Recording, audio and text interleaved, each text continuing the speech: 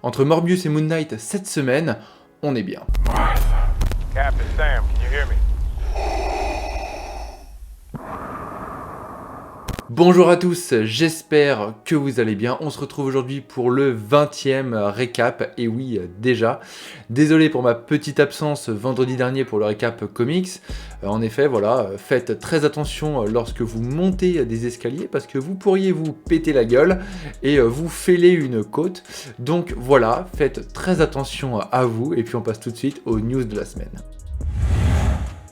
Et oui, c'est bien Moon Knight qu'on va pouvoir retrouver cette semaine sur la plateforme Disney+. À l'heure où vous regardez cette vidéo, donc l'épisode ne devrait pas tarder à sortir, ou alors il est même déjà peut-être sorti. Donc vous pouvez aller checker ça directement. Et il y a quelque chose d'assez intéressant à relever, c'est que la série est déconseillée au moins de 16 ans sur le Disney+ France, alors que les séries Marvel étaient jusqu'à présent déconseillées au moins de 12 ans. Alors est-ce qu'il y aura bien la violence que nous a promis Kevin Feige dans plusieurs interviews? Eh bien, on espère et on vous souhaite en tout cas une très bonne série. La prochaine news, eh bien, c'est une rumeur qui nous vient de My Time to Shine Hello et on apprend que Emilia Clarke jouerait le rôle de Veranky dans la série Disney+ Secret Invasion. Bon, je vous fais un petit topo. Veranky, eh bien, ça a été la reine de l'Empire Skrull dans les comics, et donc ça prendrait tout son sens qu'elle soit dans le projet Secret Invasion, parce qu'elle était elle-même une antagoniste dans cet arc. Donc voilà, je pense que Emilia Clarke devrait jouer ce rôle, mais on se méfie, parce que voilà, on est toujours sur de la rumeur. Mais la prochaine news, eh bien, elle est officielle, puisqu'elle nous provient de Deadline, et on apprend qu'un projet sur Nova est en cours de développement chez Marvel Studios, avec Sabir Pirzada comme scénariste. Globalement, on en sait très peu, mais il serait question d'une série limitée Disney+, un peu à l'image de WandaVision comme on a déjà eu sur la plateforme. Et il se murmure aussi que le personnage de Nova serait la version de Richard Rider et non celle de Sam Alexander qui est venu bien après, à savoir en 2013, contrairement à Richard Rider qui lui est là depuis 1976. Les fans des séries CW, vous allez être contents, parce qu'on apprend via Deadline que la série The Flash est renouvelée pour une 9e saison, et que la série Superman et Lois est renouvelée, elle, pour une 3e saison. Voilà, rien de plus, si ce n'est que du coup c'est officiel, The Flash dépassera bien en termes de longévité la série Arrow, donc la pionnière de l'Arrowverse, et Superman et Lois continuent son petit bout de chemin. Il serait temps que je m'y mette. Selon The Hollywood Reporter, et donc on est sur de l'officiel, Misha Collins rejoint le casting de la série CW Gotham Knights dans le rôle de Harvey Dent. On aura donc ce personnage emblématique dans la série Gotham Knights.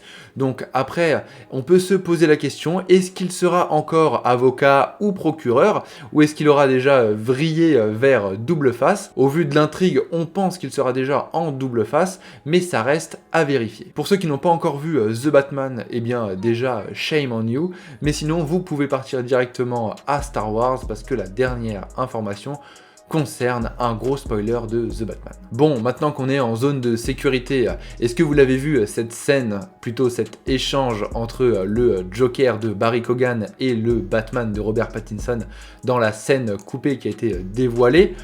Moi, je la trouve exceptionnelle, vraiment.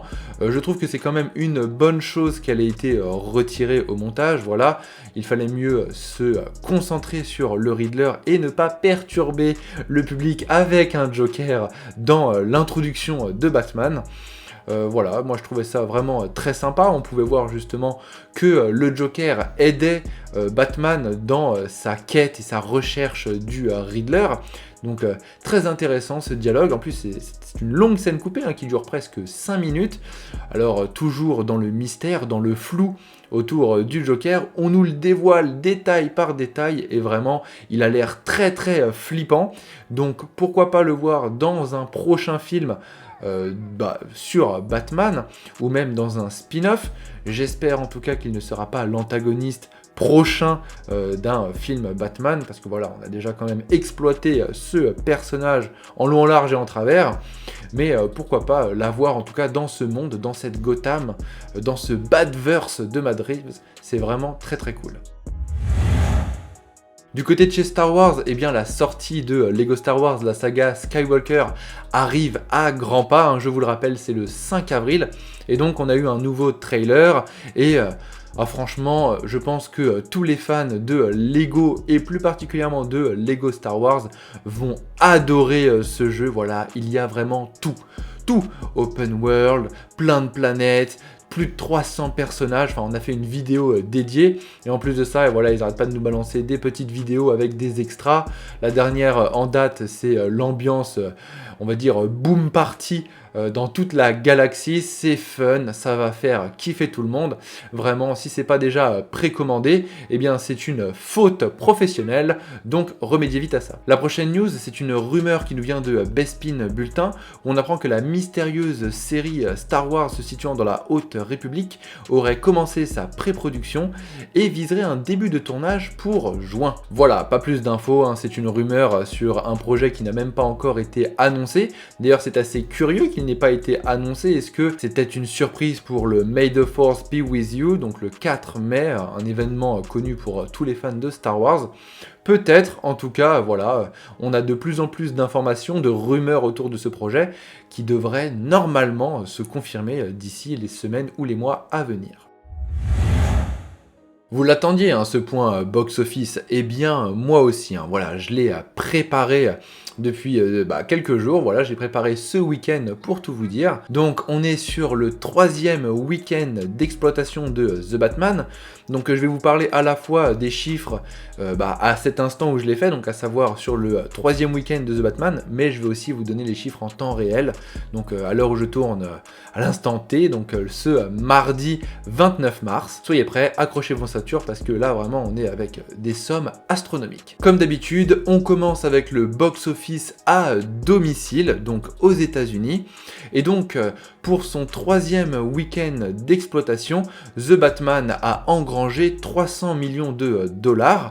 Et à l'instant T où je vous parle, eh bien, il en est à 331,9 millions. Il a donc dépassé sur le sol américain Suicide Squad et ses 325,1 millions de dollars, et Batman vs Superman avec ses 330,4 millions de dollars. Bon, c'est qu'une question de jours avant que The Batman dépasse Aquaman et ses 333,8 millions de dollars et Joker et ses 335 millions de dollars. On peut espérer qu'il arrive sur le sol américain vers les 400 millions de dollars, mais voilà, ça va quand même être un peu juste pour aller chatouiller Wonder Woman et ses 412 millions de dollars. Mais bon, l'espoir fait vivre. Et maintenant, on va parler au niveau mondial, donc à savoir le domicile plus l'international. On combine les deux, et ce week-end, The Batman avait dépassé les 600 millions de dollars,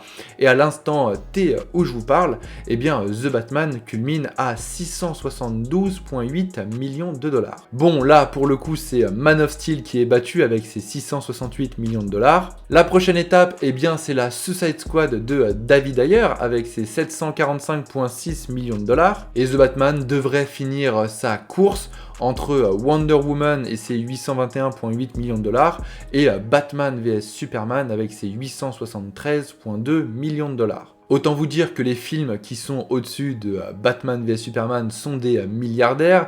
On compte notamment Joker, The Dark Knight Rises et Aquaman, et à mon avis ils seront tous inatteignables. Voilà pour les chiffres de The Batman, mais je suis même allé un petit peu plus loin parce que je me suis dit que ça serait assez cool de le comparer avec la trilogie des Batman de Christopher Nolan, même si bon, on n'est pas du tout sur les mêmes chiffres à cause de l'inflation, à cause du fait que la trilogie de Nolan, eh bien, était une nouvelle adaptation de Batman après quand même de longues années qu'il n'y ait pas eu de projet dessus. Donc voilà, il y avait tout un public à reconquérir.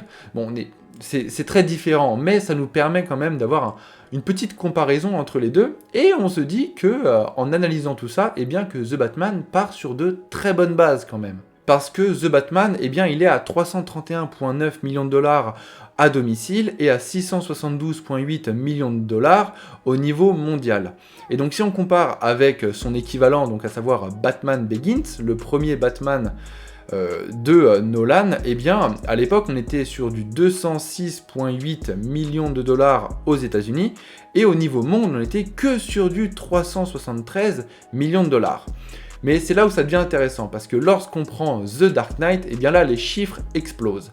Parce qu'on arrive du coup sur un box-office à domicile à 534,9 millions de dollars et sur un total au niveau monde à plus d'1 milliard de dollars. Donc voilà, The Batman a quand même un box-office très très solide. En plus, on se rend compte qu'il est plus proche des chiffres de The Dark Knight que de Batman Begins, même si encore une fois, c'est pas du tout la même chose parce que l'inflation n'est pas prise en compte et le contexte n'est pas le même. Mais voilà, ce sont quand même de très bonnes bases pour l'univers de Matt Reeves. Et donc on a hâte de voir la suite. Voilà, le récap c'est terminé, j'espère que ça vous aura plu. Comme d'hab, si c'est le cas, n'hésitez pas à liker, à partager, à en parler autour de vous et à nous suivre sur nos réseaux sociaux. Ça nous fera super plaisir et en plus, ça nous soutient. Moi, je vous dis rendez-vous à vendredi pour pas mal de news comics vu que j'en ai loupé la semaine dernière. Et sinon, on se dit à la semaine prochaine, même jour, même heure. Et d'ici là, lisez des comics.